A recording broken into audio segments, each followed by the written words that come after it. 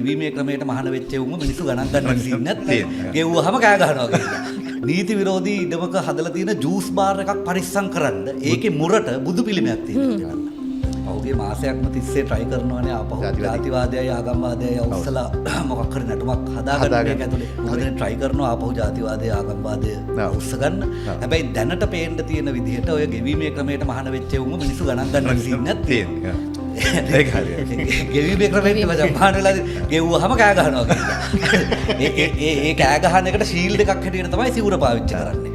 ඒ කියන්නේ ඇත්තටම හරිනම් ලංකාවේ බුදුදහම බුදුදහම ගැන මොකක් හරි හැඟීමක් ආදරයක් තියෙන මිනිස්සු ඉන්නවනම් මේ ගෙවීමේ ක්‍රමයට මහාන වෙලා ඉන්නේ උන්ට විරුද්ධවයි මේ මිනිස්සු පෙළ ගැහෙන්න ඕනේ. දැන් පොඩ්ඩක් සොසයිටි එකේ එහෙම තත්ත්වයක් පේන්න තියෙනවා.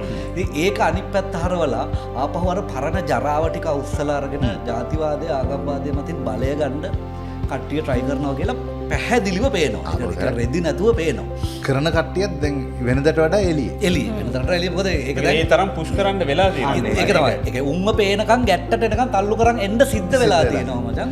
මිනිස්සු ගණන් ගන්න. ඔව් ඒ කියන්නේ මම්ම බහිනවා. මම්ම බහිනවා. KPI මදි.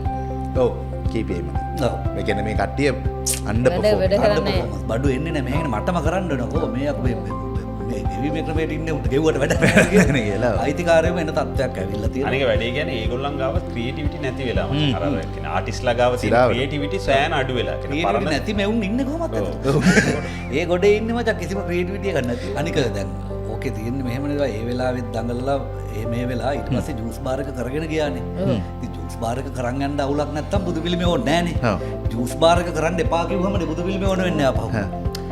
ඇත්තටම මචං මේ කරන්න එන ජරා වැඩක් නේ. ඒ කියන්නේ කොහෙවත් යන ජූස් බාර් එකක මුරට බුදු පිළිමයක් තියෙන එක කරන්නේ. ඒක බුද්ධ ආගමට අපහාසයක් නෙවෙයිද මං කියන්නේ. අපහාසයක් මේ ඇත්තට මේ මිනිස්සු තමයි අපහාස කරන්නේ. එළියේ කියන මේ බුද්ධ ආගමට අපහාස කරනවා අර මේ කියලා කියන ඔක්කොටම වැඩි අපහාසයක් නෙවෙයිද? නීති විරෝධී ඉඩමක හදලා තියෙන ජූස් බාර් එකක් පරිස්සම් කරන්න ඒකේ මුරට බුදු පිළිමයක් තියෙනවා. සිරා. ඒ කියන්නේ බුද්ධ ආගම රැක ගන්න ඕන කවුරු හරි ඉන්නවා නම් ගගහ එලවන්න ඕනේ මචං මේ જાතිය වැඩ කරන්නේ.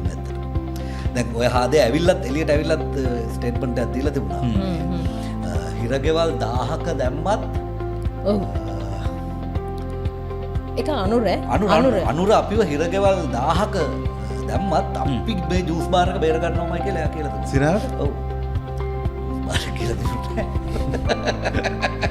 නෑ එයා කියලා දුන්නේ අනුර අපිව හිරගෙවල් 1000ක දැම්මත් ඒගොල්ලෝ කරන් යන මේ ඒගොල්ලන්ගේ සටන අතාරින්නේ නැහැ.